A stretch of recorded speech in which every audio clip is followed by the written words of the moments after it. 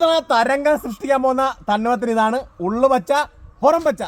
ലോകത്തില് ആദ്യമായിട്ടാണ് ഇത് അവതരിപ്പിക്കുന്നത്. ഇതിന്റെ തൈ കൊണ്ടിട്ടാ.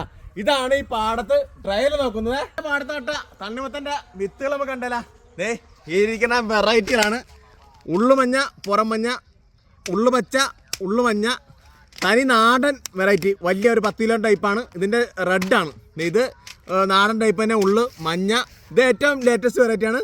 പുറം പച്ച, അകം പച്ച, ഓറഞ്ച്, റെഡ്. ഇതാണ് ഏറ്റവും കൂടുതലായിട്ട് വിറ്റ് പോകുന്നത്. ഇത് പല പല കമ്പനികളുണ്ട്. അപ്പം അങ്ങനെ 7 വെറൈറ്റി തണ്ണിമത്തനാണ് ഈ പാടത്ത് അടിപൊളിയായിട്ട് ഇത്ര കൃഷി ചെയ്യാൻ പോണത്. എൻ്റെ പിന്നെ ഈ കാണുന്ന 1 ഏക്കർ 60 സെൻറ്റ് സ്ഥലത്ത് തണ്ണിമത്തൻ കൃഷി വിജയകരമായിട്ട് ചെലവ് കുറഞ്ഞ രീതിയിൽ എങ്ങനെ നടപ്പാക്കാം എന്ന് കാണിക്കുന്ന സൂപ്പർ വീഡിയോ ആണ്. കേരളത്തിൽ ഒട്ടുമിക്ക സ്ഥലത്തും 2 തരത്തിലുള്ള ഭൂമിയാണ് പ്രധാനമായിട്ടുള്ളത്. ഇത് കരഭൂമിയാണ്. June, July, August, September, October, November മാസം വരെ ഇങ്ങനെയുള്ള കരഭൂമിയിൽ നമുക്ക് എന്തും അടിപൊളിയായിട്ട് കൃഷി ചെയ്യാം. കണ്ടാ ഇപ്പം ഡിസംബർ ആകുമ്പോൾ ഈ മണ്ണ് ഉണങ്ങിപ്പോവും. പക്ഷേ ആ സമയത്ത് ഇങ്ങനെയുള്ള സ്ഥലത്ത്, അതായത് കരപ്പുറത്തിലെ കൃഷി നമുക്ക് വിജയിക്കാൻ സാധ്യത വളരെ കുറവാണ്. വിജയിക്കണമെങ്കിൽ നന്നായിട്ട് എഫർട്ട് ഇടണം. അപ്പം ആ സമയത്ത് അടിപൊളിയായിട്ട് കൃഷി ചെയ്യാൻ പറ്റിയ സ്ഥലമുണ്ട്. വാ കാണിച്ചു തരാം. ദേ ഇങ്ങനത്തെ സ്ഥലമാണ്, അതായത് പാടശേഖരമാണ്. അപ്പോൾ ഈ സ്ഥലത്തൊക്കെ നമുക്ക് അടിപൊളിയായിട്ട് നമുക്ക് എന്തും വിളയിക്കാം. ഈ സ്ഥലത്തിൻ്റെ മണ്ണ് നോക്കിയേ, ഈർപ്പം പിടിയല്ല. ഇപ്പം നെൽകൃഷി കഴിഞ്ഞ പാടങ്ങളുണ്ടാവും. ആ സമയത്തൊക്കെ പണ്ടൊക്കെ എന്ന് വെച്ചാൽ എല്ലാ പാടങ്ങളിലും ചെറുപയറൊക്കെ ഇടുമായിരുന്നു. ചെറുപയർ, വൻപയറൊക്കെ ഇടുമായിരുന്നു. ഇപ്പോൾ ഒട്ടുമിക്ക സ്ഥലത്തും അതൊന്നും ചെയ്യാറില്ല. അപ്പോൾ ആ സ്ഥലത്തൊക്കെ നമുക്ക് തണ്ണിമത്തൻ കൃഷി നമുക്ക് ചെയ്യാനായിട്ട് പറ്റും. ഏറ്റവും കൂടുതൽ തണ്ണിമത്തൻ ഉപയോഗിക്കുന്ന സമയവും ഈ ജനുവരി, ഫെബ്രുവരി, മാർച്ച് മാസം തൊട്ടാണ്. ചൂട് വരുമ്പോൾ ഉപയോഗം കൂടും. ഇപ്പോൾ പെരുന്നാളൊക്കെ വരാൻ പോകുന്നത് ഭയങ്കര ഡിമാൻഡായിരിക്കും. ഇവിടെ 2 രീതിയിലാണ് കുമ്മായം ഇട്ടിരിക്കുന്നത്. അപ്പോൾ ട്രാക്ടർ അടിക്കുന്ന സമയത്ത് തന്നെ കളയൊക്കെ പെട്ടെന്ന് തന്നെ ചീഞ്ഞ് പോകാൻ വേണ്ടി കുമ്മായം കൊടുത്തിട്ടുണ്ടായിരുന്നു. ഇപ്പോൾ വരമ്പ് കംപ്ലീറ്റ് എടുത്ത് ഇനി ചെറിയ ടച്ചപ്പുകൾ. ആ സമയത്ത് മേളിൽ നമ്മൾ ഡോളോമേറ്റാണ് ഇട്ട് കൊടുത്തിരിക്കുന്നത്.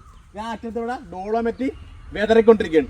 അപ്പോൾ ഇനി അടുത്ത പണി എന്തായാലും ഈ വരമ്പ് ഫിനിഷ് ചെയ്യുക. ഇറിഗേഷൻ പൈപ്പ് ഓടിക്കുക. 40 സെൻറ്റിമീറ്ററിൻ്റെ 30 സെൻറ്റിമീറ്ററിൻ്റെ ഓടിക്കാൻ പറ്റും. അപ്പോൾ അത് ഓടിച്ചതിന് ശേഷം ഫുള്ള് മൾച്ച് ചെയ്യുക. അപ്പോൾ അതിന് ശേഷം 40 സെൻറ്റിമീറ്റർ അകലത്തിൽ ചെടി നടുന്ന രീതിയിലാണ്. ഇടവേളായിട്ട് നമ്മൾ ചീരയും ഒക്കെ കൃഷിയിട്ടാണ് ഇവിടെ കൃഷി ലാഭകരമായിട്ട് കൊണ്ടുപോകുന്നത്. അപ്പോൾ വരമ്പുകൾ തമ്മിലുള്ള ഡിസ്റ്റൻസ് കൊടുത്തിരിക്കുന്നത് 2.5 മീറ്ററാണ്. അവസാന മാർഗം കുളത്തിൽ നിന്നാണ്. കണ്ടതേ അവിടെ നിന്ന് ഇറിഗേഷൻ വഴിയും അമ്പത്തിൽ അവിടെ ഫിൽറ്റർ ഉണ്ട്. എല്ലാം ക്ലിയർ ആയിട്ടുള്ള വെള്ളമാണ് ഇവിടെ കണ്ടത്. ഒറ്റ ലൈനിൽ ഫുള്ള് നനക്കാവുന്ന രീതിയിൽ 1.5 HP മോട്ടറാണ് ഇവിടെ ഉപയോഗിച്ചിരിക്കുന്നത്. ഇവിടെ വരമ്പിൻ്റെ ലെങ്ത് വരുന്നത് 50 മീറ്ററിൻ്റെ ഉണ്ട്, 30ൻ്റെ ഉണ്ട്, 70ൻ്റെ ഉണ്ട്, 80ൻ്റെ ഉണ്ട്. അങ്ങനെയുള്ള 80ഓളം വരമ്പാണുള്ളത്.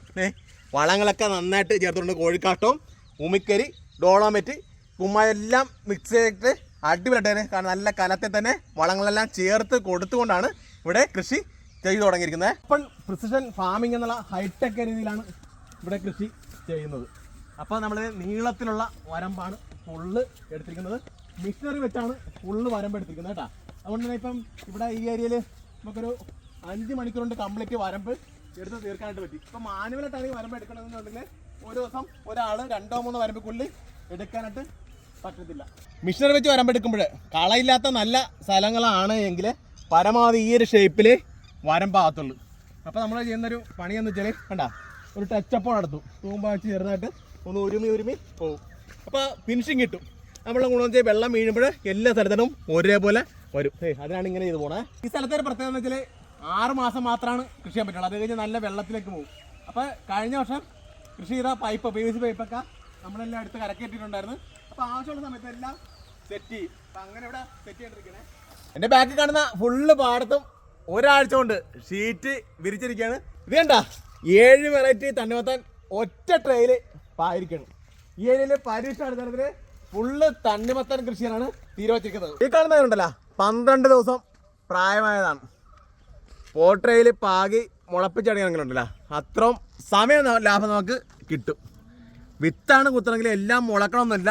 വിത്ത് കുത്തി കൃഷിയാണ്. വിത്ത് കുത്തി കൃഷിയാണെങ്കിൽ 4 to 5 ദിവസമുള്ളത് തന്നെ മുള വന്നു തുടങ്ങും കേട്ടോ. അതെ ഇങ്ങനെ ഫില്ലോടെ കൊടുക്കുമ്പോൾ തണ്ണിമത്തൻ സെറ്റ് ആയിട്ട് മേളിൽ ചെയ്ത് കൂടാതെ ആ വിത്ത് കൂടെ ഒന്ന് മാറ്റി കൊടുക്കാം. എത്ര ഈർപ്പമുള്ള പാടാണെങ്കിലും നട്ട് കഴിഞ്ഞ് മേളിൽ കൂടെ ഒന്ന് പൂവാരി കൊണ്ട് ജലസേന കൊടുക്കുന്നത് ഏറ്റവും നല്ലതാണ്. കൃഷി തുടങ്ങുന്ന സമയത്ത് തന്നെ സോളാർ ട്രാപ്പും വെച്ചിട്ടുണ്ടാവും. 1 ഏക്കറിന് 1 എന്ന രീതിയിലാണ് സ്ഥാപിക്കുന്നത്.